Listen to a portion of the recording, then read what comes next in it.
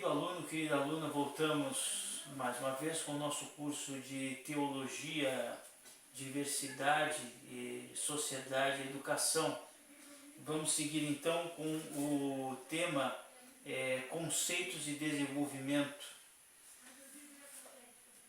É um termo que requer um conceito baseado em muitos campos e sobre muitos assuntos. Desenvolvimento humano, desenvolvimento rural, desenvolvimento econômico e desenvolvimento sustentável. O termo desenvolvimento possui uma enorme quantidade de vertentes como conceito básico. Desenvolvimento pode ser entendido como um processo, uma forma de evolução, ou seja, algo pequeno que se torna grande, algo que sofre mudanças, algo que se transforma dentro de um processo de evolução. O desenvolvimento sempre é considerado um processo evolutivo, deixando claro que há conotação para o termo dentro do contexto. O mesmo é sempre positivo, sempre indicando uma passagem de um estágio inferior para um estágio superior. O conceito do termo está ligado a uma série de coisas e de situações várias, pessoas, fenômenos e etc. Vamos trabalhar agora também com o conceito de relações sociais. Todas as pessoas são protagonistas no que se refere às relações sociais. Podemos definir este conceito como todas as interações e ligações que se estabelecem entre os seres humanos de maneira natural ou por seus interesses individuais ao longo de sua vida. Trata-se de uma aptidão que nasce com o homem, um instinto inato de organizar-se em um grupo e estabelecer relações entre os que o rodeiam.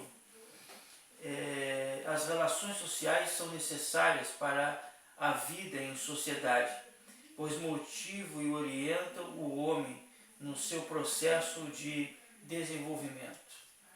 Na sua evolução, a luta pela sobrevivência da espécie humana desde os primórdios fez com que as semelhanças e diferenças gerassem grupos sociais com diferentes objetivos: o de produzir, o de estudar, o de se divertir, o de se proteger. Nesse caso, necessário e independentemente de sua vontade, de acordo com a situação em que se encontrava, como podia ser a sobrevivência familiar na pré-história. Hoje podemos dizer que as relações sociais ganharam uma nova perspectiva através das redes sociais. Surge, portanto, nos tempos atuais, uma nova forma de relação social que usa como meio de atuação a tão afamada internet. Um novo meio de relacionar-se e de fazer amigos, de criar grupos com diferentes objetivos e diversas perspectivas da realidade. Mas todo este novo e enorme universo ganha força dia a dia, graças a esta necessidade intrínseca dos seres humanos de estabelecer relações sociais. Em resumo, ao refletir sobre os pontos aqui tratados, podemos concluir que, por mais que se modifiquem os tempos, as formas de convivência ou os lugares onde as pessoas se encontram, na rua, as relações sociais sempre existiram, permeando toda esta teia, enlaces e laços da humanidade. Ou seja, resumindo, o ser humano, desde o princípio, desde os primórdios, ele tem a necessidade de se relacionar um com o outro. Então ele tem a necessidade de buscar um ao outro. Né? Alguns anos atrás, era com relação à troca, ao escambo. Né? Se eu necessitasse de um tal objeto, outra pessoa necessitasse de outro objeto, então havia o escambo, havia a troca de objetos. Mas para isso, as pessoas tinham que se relacionar. Não sei até que ponto as redes sociais serviram para aproximar as pessoas ou distanciar cada vez mais as pessoas. Isso é uma questão que nós devemos colocar sempre em debate para ver até que ponto a internet serve para nos auxiliar ou nos prejudicar com relação a esses conceitos de comunicação, de necessidade que o ser humano tem de relacionar-se um com o outro. Nós sempre buscamos dizer que a internet ela serve de essas redes sociais num contexto geral serve para nos aproximarmos, né? Mas na verdade até que ponto isso é verdade? Conceito de qualidade de vida. A qualidade de vida nós procuramos buscar ela sempre dentro do nosso meio, principalmente o meio urbano. E isso faz parte também da diversidade, isso é um conceito muito importante, a qualidade de vida do ser humano. O conceito de qualidade de vida é aquele utilizado para determinar o nível de ingresso e comodidade que uma pessoa, um grupo familiar ou uma comunidade possuem em um momento de espaço específico. Assim, esse conceito tem a ver, em um sentido, com questões estatísticas, isto é, estabelecer nível de qualidade de vida das populações através das observações de dados específicos e quantificáveis, assim como com uma questão espiritual ou emotiva que se estabelece a partir da atitude que cada pessoa ou cada comunidade tem para enfrentar o fenômeno da vida. A parte espiritual que eu citei agora, nós vamos nos aprofundar nos próximos vídeos. Quando falamos de qualidade de vida, seja de uma pessoa ou de um grupo de pessoas, ou até mesmo de animais, referimos que todos aqueles elementos que fazem que essa vida seja digna, cômoda, agradável e satisfatória. No caso dos seres humanos, os elementos que contam com uma qualidade de vida podem ser emotivos, como também materiais ou culturais. Neste sentido, a qualidade de vida de uma pessoa é dada em primeiro termo pela possibilidade de viver de maneira agradável com seus pares, principalmente com o grupo que forma a sua família e que lhe dá identidade. Nos vídeos a seguir, principalmente nos nossos 2 últimos vídeos, na nossa última hora, nós vamos nos aprofundar melhor na parte espiritual e nós vamos ver essa diversidade, como Deus na verdade, nos exalta com relação à nossa importância em um meio não só social, como cultural e também em um meio espiritual. Tudo isso entrelaçado faz parte do ser humano e num contexto geral, né? no macrocosmos, na verdade, isso faz parte do contexto da diversidade humana.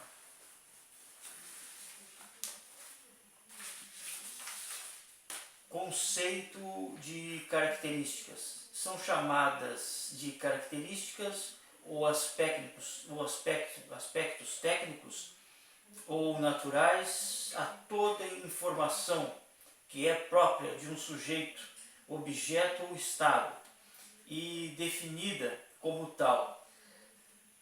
As características são aqueles aspectos variáveis que configuram o estado de identidade de uma identidade em particular, que pode ser tanto uma pessoa como um animal, um vegetal, um objeto, incluso em uma condição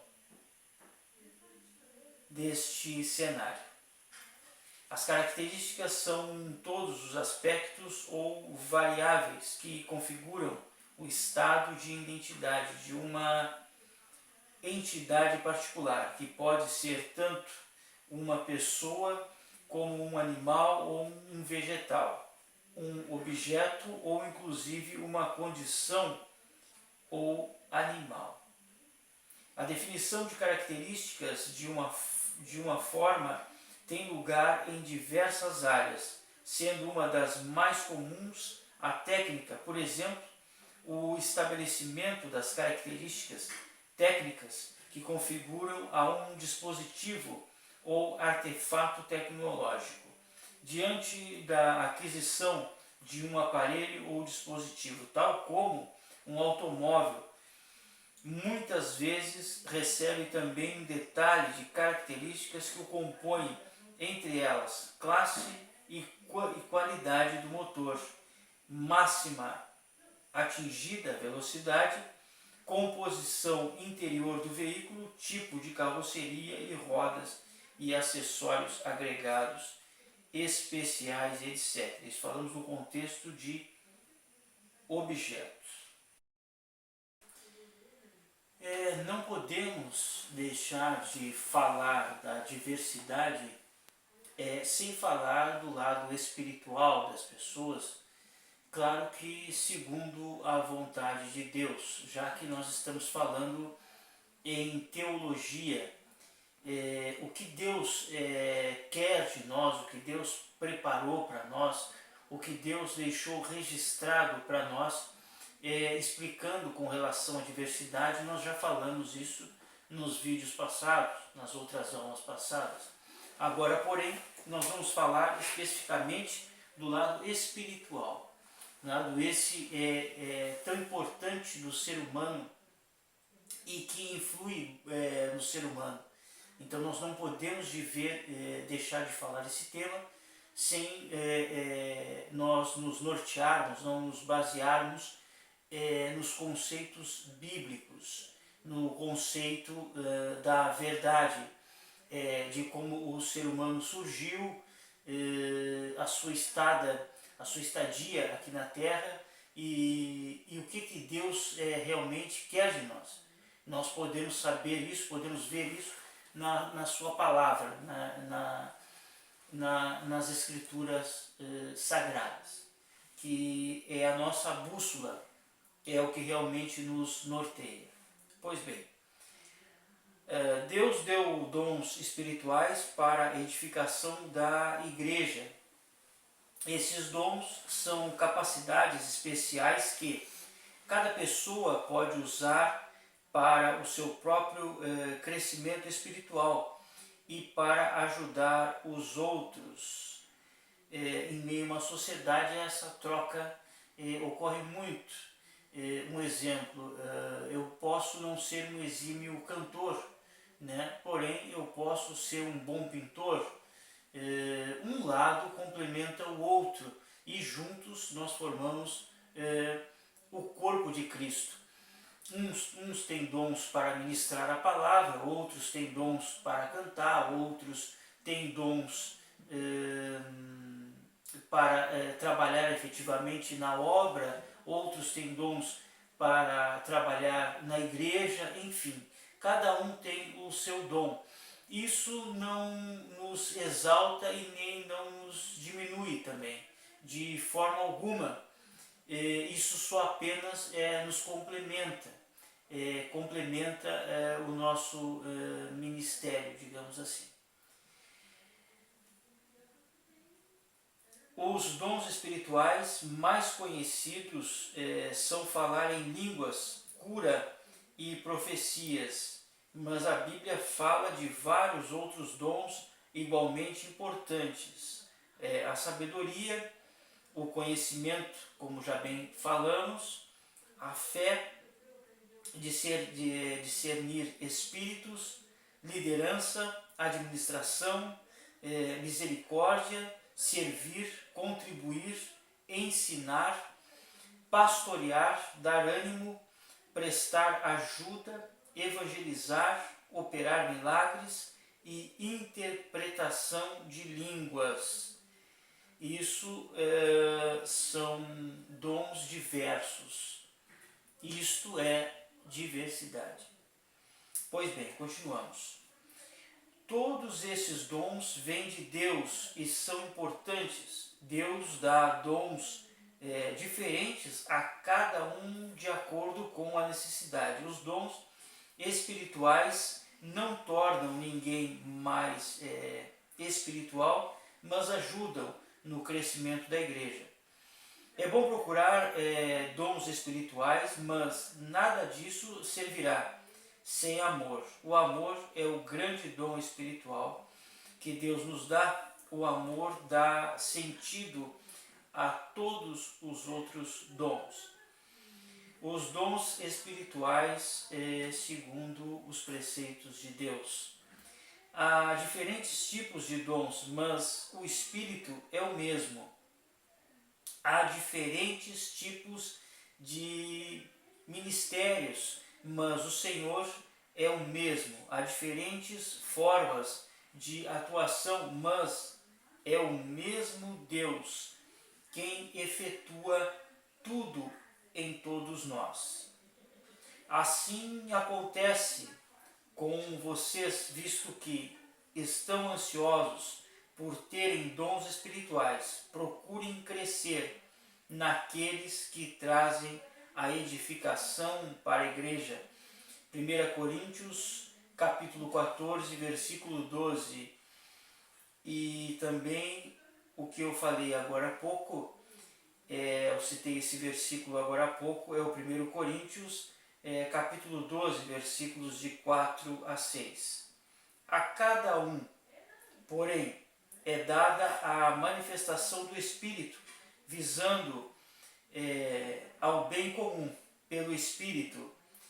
A um é dada a palavra de sabedoria, a outro, pelo mesmo Espírito, a palavra de conhecimento, a outro, fé, pelo mesmo Espírito, a outro, dons de cura, pelo único Espírito, a outro, poder para operar milagres, a outro, profecia, a outro, discernimento de espíritos, a outro, variedade de línguas, e ainda a outro, interpretação de línguas.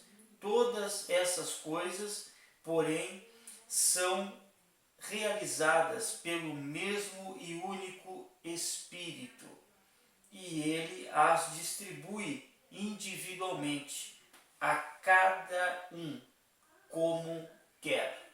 1 Coríntios, capítulo 12, versículos de 7 a 11. E ele designou alguns para apóstolos, outros para profetas, outros para evangelistas e outros para pastores e mestres, com o fim de preparar os santos para a obra do ministério, para que o corpo de Cristo seja edificado, até que todos alcancemos a unidade da fé e do conhecimento do Filho de Deus, e cheguemos à maturidade, atingindo a medida da plenitude de Cristo. Efésios capítulo 12, versículos de 11 a 13. Temos diferentes dons de acordo com a graça que nos foi dada. Se alguém tem o dom de profetizar, use-o na proporção da sua fé. Se o seu dom é servir, sirva. Se é ensinar, ensine. Se é dar ânimo, que assim faça. Se é contribuir, que contribua generosamente. Se é exercer liderança, que exerça com zelo. Se é mostrar misericórdia, que o faça com alegria. Romanos capítulo 12, versículos de 6 a 8. Todos estes textos bíblicos nos apontam para um único caminho, para um único Espírito, para o Espírito Santo de Deus. E entre todos, entre esse Espírito, há toda essa diversidade de dons, diversidade de cores, de raças, né? Então é muito importante a gente falar sobre isso dentro de um contexto bíblico, dentro da palavra de Deus, que é o que nós estamos estudando e nos aprofundando nesse curso. Mas, porém, existe uma guerra espiritual e a Bíblia também nos fala a respeito disso, e nós vivemos no meio desta guerra espiritual, guerra entre o bem e o mal, e isso faz parte também da nossa diversidade. Isso está no nosso dia a dia. Nós não temos como fugir dessa nossa condição humana que nos foi dado, e isso está dentro, está englobado, está junto, está dentro deste pacote.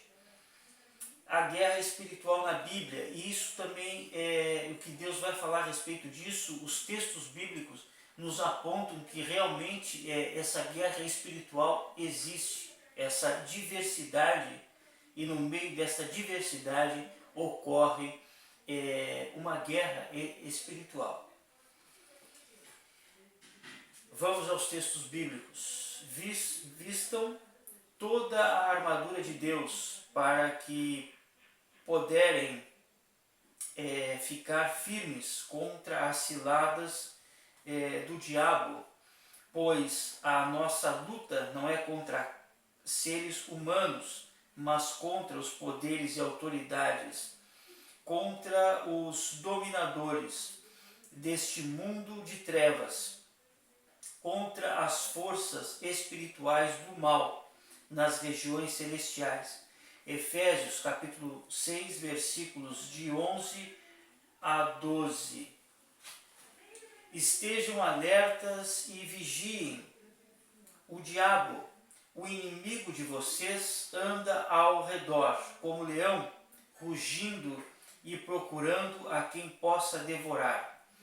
Resistam-lhe, permanecendo firmes na fé, sabendo que os irmãos que vocês têm em todo o mundo estão passando pelos mesmos sofrimentos, ou seja, um único sofrimento. 1 Pedro capítulo 5, versículos de 8 a 9. Por isso, vistam toda a armadura de Deus, para que possam resistir no dia mau e permanecer inabaláveis.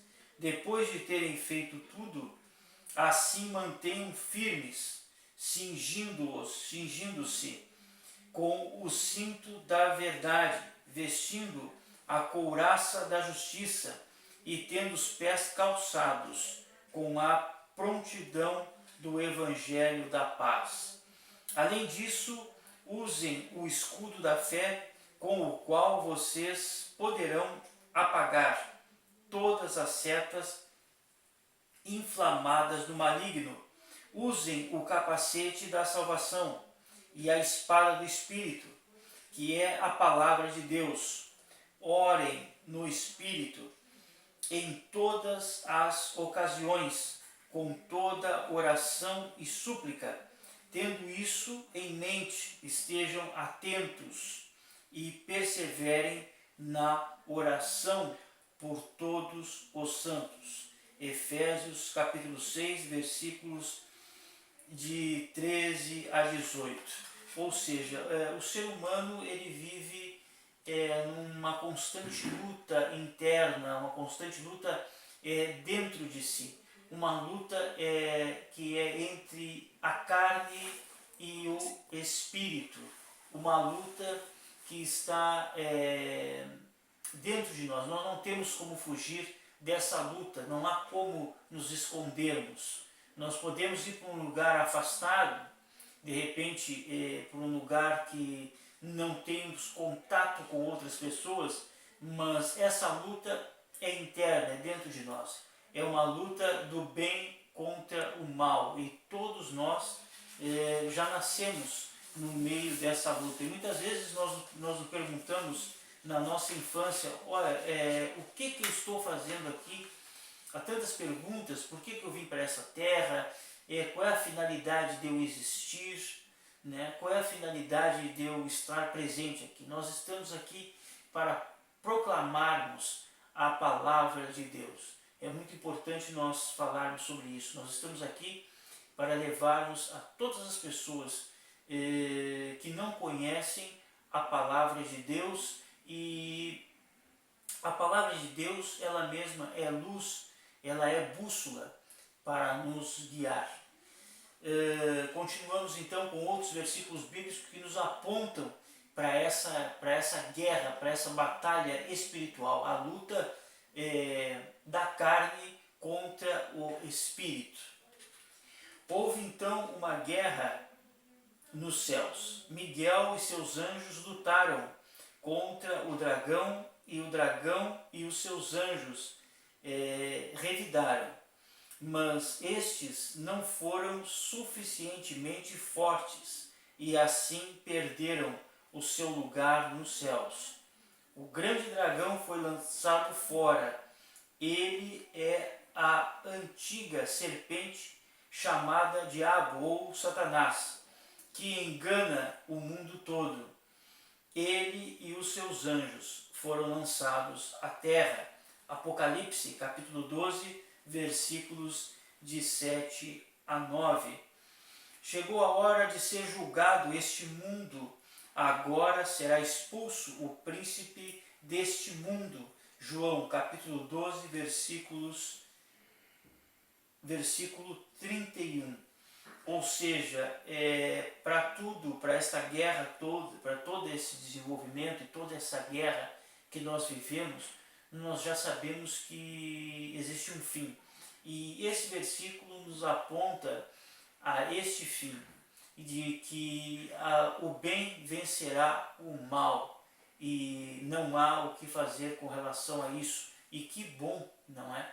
Que o bem ao final irá vencer o mal. Mas antes disso, nós estamos falando, né, a respeito dessa guerra e apontando essa guerra e mostrando que realmente existe uma guerra espiritual segundo a palavra de Deus, segundo os registros da Bíblia Sagrada. E isso não tem como negar, isso é indiscutível.